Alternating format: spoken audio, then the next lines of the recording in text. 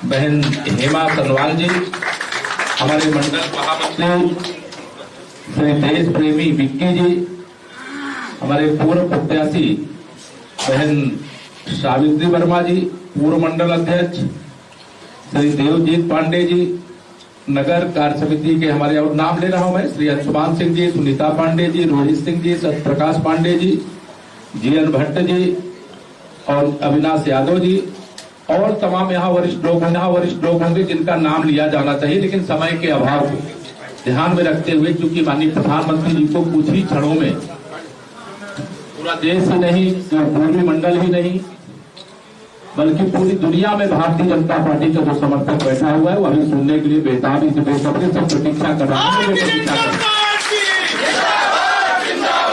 देखिए, आज हमारे लिए गौरव का क्षण है, देश में भी और प्रदेश में भी भारतीय जनता पार्टी की सरकार है। और मुझे जो लगता है कि कम से कम 25 साल तक भारतीय जनता पार्टी को दिल्ली और लखनऊ से कोई गिरा नहीं सकता। हम सब मिल करके जो लगातार परिश्रम की पराकाष्ठा करते हैं, हम जातिवाद को महत्व ना दे करके राष्ट्रवाद को महत्व देते हैं, हम गरीब से गरीब व्यक्ति को सबसे पहले, जो हमारे पंडित दीनदयाल डॉक्टर श्यामा प्रसाद मुखर्जी की, पंडित दीनदयाल उपाध्याय जी की अभी चित्र पर हम लोगों ने पुष्पांजलि करके माला समर्पित करके उनका स्मरण किए।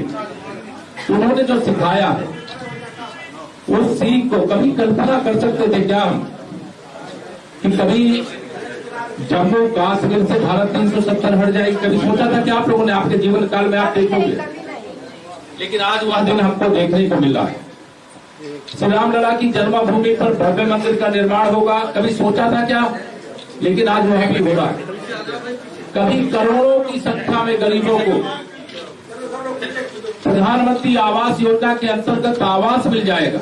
ये शहर में तो आप सब, हम नगर क्षेत्र के मंडल के अंदर हैं, यहाँ तो कई लोग ऐसे होंगे जिनको शायद प्रधानमंत्री आवास योजना के अंतर्गत आवास की जरूरत ना हो, लेकिन जो पंडित दीनदयाल उपाध्याय जी की सोच थी, अंत्योदय, जो समाज के अंदर सबसे पीछे बैठा है या सबसे पीछे छूट गया है, जिसके पास न रहने का घर है, न जिसके पास पीने का पानी है, न जिसके पास खाने के लिए अन्न है, न जिसके पास पहनने के लिए कपड़े हैं, न बीमार होने पर उसके लिए दवाई है, ऐसे तमाम जो प्राथमिक आवश्यकताएं जरूरतें रहती थी, आज वह सब डबल इंजन की सरकार माननीय मोदी जी, आदरणीय योगी जी के नेतृत्व में यह पूरा करने का काम किया जा रहा है। और वह उसके सब कर्णधार आप सब हैं। अगर आप सबने दिन रात परिश्रम करके जिस प्रकार से जातिवाद का जहर विपक्षी पार्टियों ने बोलने का काम किया था, जिस प्रकार से समाज में विद्वेष फैलाने का काम किया था, जिस प्रकार चुनाव के समय झूठी घोषणाएं करने का काम किया था, लोगों को भ्रमित करने का काम किया था, वह सबको स्मरण करके आप स्वयं इस पे तमाम सब प्रबुद्ध लोग बैठे हुए हैं, सोचेंगे तो कभी कल्पना कर सकते जो कर ही नहीं सकते जीवन में कभी। ऐसी बातें कह करके लोगों को भरमाने का काम किया, चुनाव को प्रभावित करने का काम किया। लेकिन नमन करता हूं मैं लखनऊ की जनता को भी। अटल बिहारी वाजपेयी पानी से जैसे मछली को बाहर कर दिया जाए तड़पते हैं, वैसे ये सत्ता के बिना बेचैन रहते, वैसे ही तड़प रहे। सेवा का भाव नहीं है इसके मन के अंदर। अगर सेवा का भाव होता तो हम 2014 में देश की सत्ता में माननीय प्रधानमंत्री श्री नरेंद्र मोदी जी के नेतृत्व में नहीं आते। अगर सेवा का भाव होता तो 2017 में श्री अखिलेश यादव जी के सिंहासन को खाली कराने का काम जनता ने नहीं किया होता। 2022 का यह चुनाव 2019 में कैसे कैसे गठबंधन किए गए भाजपा को रोकने के लिए, भाजपा को हराने के लिए, लेकिन जनता ही जनार्दन है, जनता ही भगवान है, जनता की अदालत ही सबसे बड़ी अदालत है। और उस अदालत का फैसला भारतीय जनता पार्टी के पक्ष में, और भारतीय जनता पार्टी के पक्ष में जो फैसला है उसको शीश झुकाकर स्वीकार करके, और जिस भरोसे यह फैसला जनता ने सुनाया है उसको पूरा करने का काम दिन रात परिश्रम करके हम सब लोग मिलकर के करेंगे।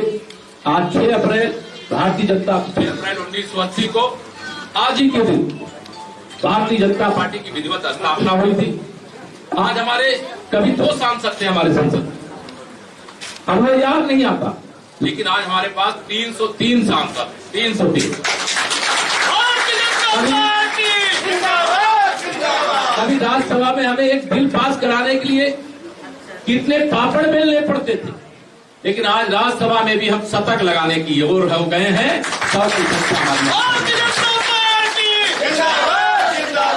उत्तर प्रदेश की विधानसभा में 200, पिछली बार हम लोग 325 थे, इस बार 271 हैं, और विधान परिषद में पिछली बार हमारी संख्या कम थी।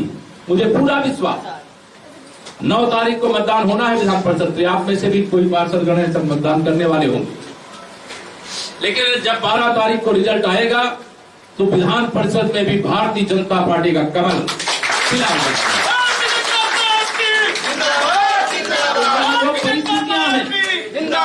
आप सबके कारण है। मैं आज 6 अप्रैल पे कोई बहुत भाषण देने की आवश्यकता नहीं, हम सबको माननीय प्रधानमंत्री जी अच्छा बोलने लगे। बहुत बहुत आप सबको बधाई देते हुए अपनी वाणी को दूंगा विराम। बोलिए जय श्री राम।